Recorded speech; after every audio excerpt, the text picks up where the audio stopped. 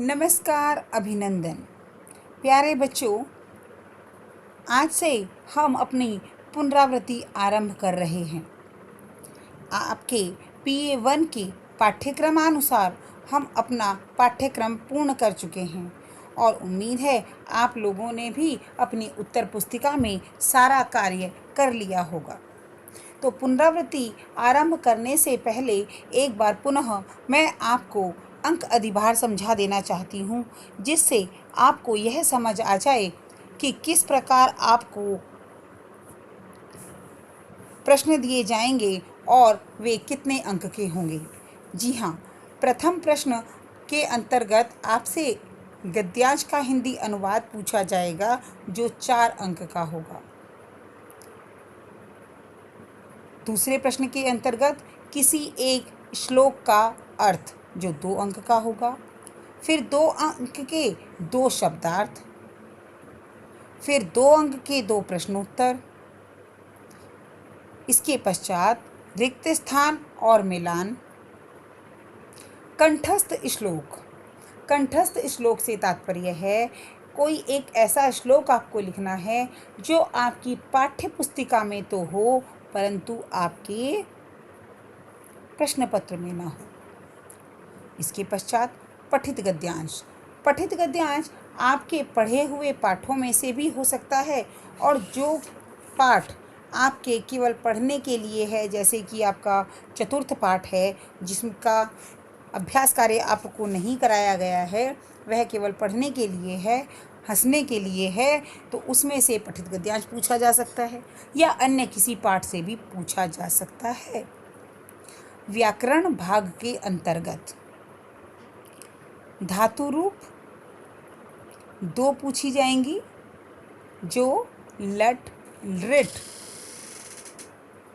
Lung और लोट लकार में से होंगी।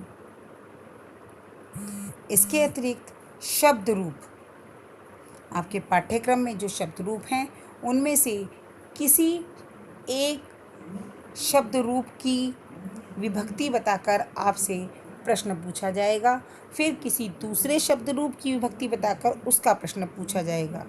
कहने का तात्पर्य है कि कोई भी 2 शब्द रूप आपसे पूछे जाएंगे विभक्ति बताकर, जैसे कि वारी शब्द रूप की चतुर्थी विभक्ति लिखें या नदी शब्द रूप की पंचमी विभक्ति लिखें। स्पष्ट हो गया होगा आपको। लघु व्याकरण के अंतर्गत आपसे आपके फल, सब्जियों, दिनों आदि के जो नाम हैं वह बहुविकल्पीय प्रश्न के रूप में पूछे जाएंगे।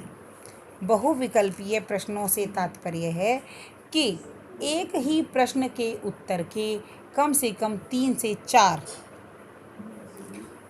उत्तर आपके पास होंगे, उनमें से आपको एक का चयन करना होगा।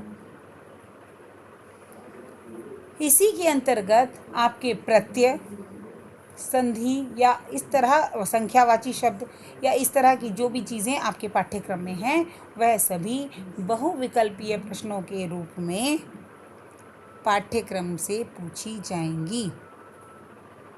अंतिम प्रश्न के रूप में अपठित गद्यांश दिया जाएगा और उसके 5 प्रश्न होंगे पठित गद्यांश की ही तरह, और आपको उन प्रश्नों के उत्तर उस गद्यांश से छांटकर लिखने होंगे। यह है आपका अंक अधिभार।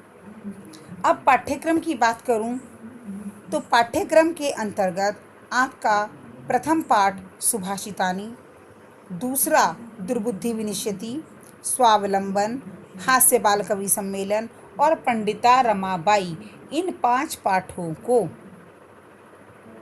आपके पाठ्यक्रम में रखा गया है। इसके अंतर्गत इन पाठों का अनुवाद, शब्दार्थ, प्रश्न उत्तर और अभ्यास कार्य सम्मिलित है। बच्चों, इस प्रकार आपका प्रश्न पत्र और उसकी रूपरेखा आपको समझ में आ गई होगी। तो चलिए आगे बढ़ते हैं आज पाठ 1 की पुनरावृत्ति के लिए और समझते हैं पाठ 1 का अनुवाद।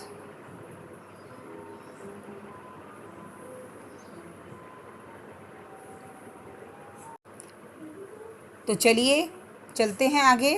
पृथिव्यां त्रीणि रत्नानि जलम अन्नम सुभाषितम मूढ़ै पाषाणखंडेषु रत्न संज्ञा विधीयते। पृथ्वी पर 3 ही रत्न हैं, जल, अन्न और सुंदर वचन। मूर्खों ने पत्थर के टुकड़ों को रत्न की संज्ञा दी है। सत्येन धार्यते पृथ्वी सत्येन तपते रवि सत्येन वाति वायुश्च सर्वं सत्ये प्रतिष्ठितम। कि सत्य से पृथ्वी जो है वो सत्य से धारण की जाती है। सत्य के कारण रवि अर्थात सूर्य तपता है, सत्य से ही वायु बहती है और सत्य ही सभी में प्रतिष्ठित है, सभी में स्थित है। दाने तपसी शौर्ये च विज्ञाने विनयेनये विस्मयो नाहि कर्तव्यो बहुरत्ना वसुंधरा। दान, तपस्या और शौर्य, ज्ञान और विज्ञान, विनय।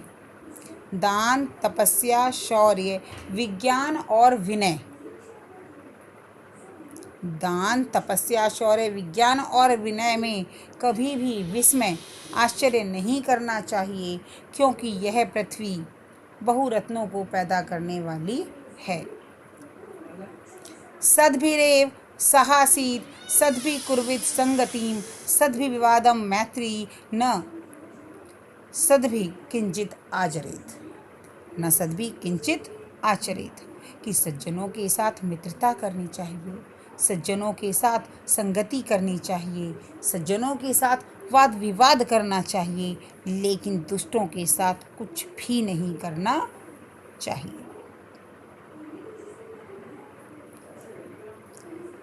दोबारा समझेंगे इसको कि सज्जनों के साथ मित्रता करनी चाहिए, सज्जनों के साथ संगति करनी चाहिए, सज्जनों के साथ वाद विवाद करना चाहिए और दुष्टों के साथ कुछ भी नहीं करना चाहिए। आपको समझ में आया होगा कि प्रथम श्लोक में 3 वस्तुओं की विशेषता बताई गई है और उन्हें रत्न की संज्ञा दी गई है। दूसरे श्लोक में सत्य की विशेषताओं से हमें अवगत कराया गया है। तीसरे श्लोक के अंतर्गत इस पृथ्वी की महानता, इस धरती की महानता को बताया गया है कि यहाँ पर बहुरत्नों से परिपूर्ण यह धरती है। और अगले श्लोक में सज्जनों का महत्व बताया गया है और कहा गया है कि हमें हमेशा सज्जनों के साथ मित्रता रखनी चाहिए, उन्हीं के साथ रहना चाहिए, उन्हीं के साथ वाद विवाद करना चाहिए, क्योंकि और दुष्टों के साथ कुछ भी नहीं करना चाहिए। धन धान्य प्रयोगेषु विद्यायाः संग्रहेषु च आहारे व्यवहारे च त्यक्तलज्जः सुखी भवेत्। धन धान्य के प्रयोग में अर्थात धन इकट्ठा करने में, अनाज इकट्ठा करने में, विद्या के संग्रह में, आहार और व्यवहार में लज्जा को त्यागने वाला व्यक्ति ही सुखी होता है। क्षमा वशी करति लोके क्षमया किम न साध्यते शांति खड्ग करे यस्य किम करिष्यति दुर्जना। कि इस संसार को क्षमा से ही अपने वश में किया जा सकता है, क्योंकि क्षमा के द्वारा क्या नहीं साधा जा सकता।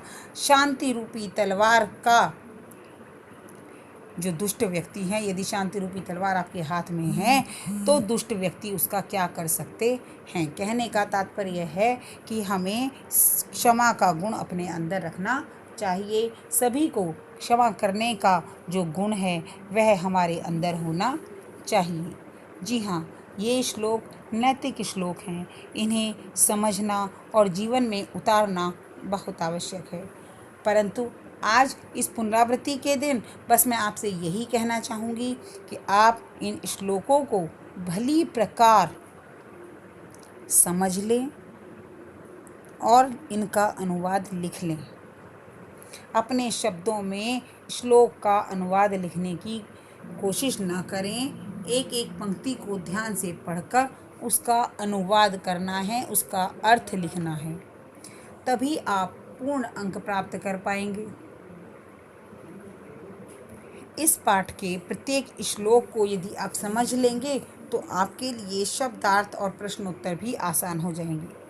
और यदि आपने पहले शब्दार्थ याद कर लिए तो श्लोक याद करने में आपको थोड़ी सी भी कठिनाई नहीं होगी। तो ध्यानपूर्वक आप सभी इन श्लोकों को पढ़ेंगे, इनके शब्दार्थों को भी समझेंगे। जैसे पृथिव्याम धरती पर, सुभाषितम सुंदर वचन, मूढ़ई मूर्खों के द्वारा पाषाण खंडेशु पत्थर के टुकड़ों में रत्न संज्ञा रत्नों का नाम, विधीयते समझा जाता है, धार्यते धारण किया जाता है, तपते जलता है, वाति बहता है, वायुश्च वायु अर्थात पवन, प्रतिष्ठितम स्थित है, तपसी तपस्या, शौर्य बल में, नवे नीति में। ये उस श्लोक में है कि कभी भी ज्ञान विज्ञान शौर्य और नीति में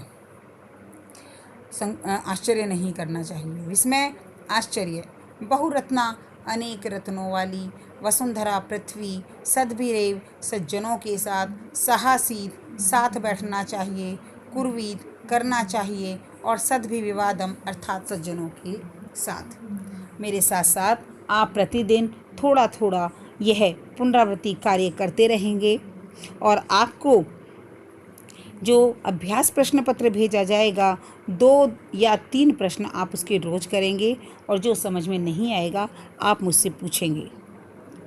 आज के लिए इतना ही। धन्यवाद।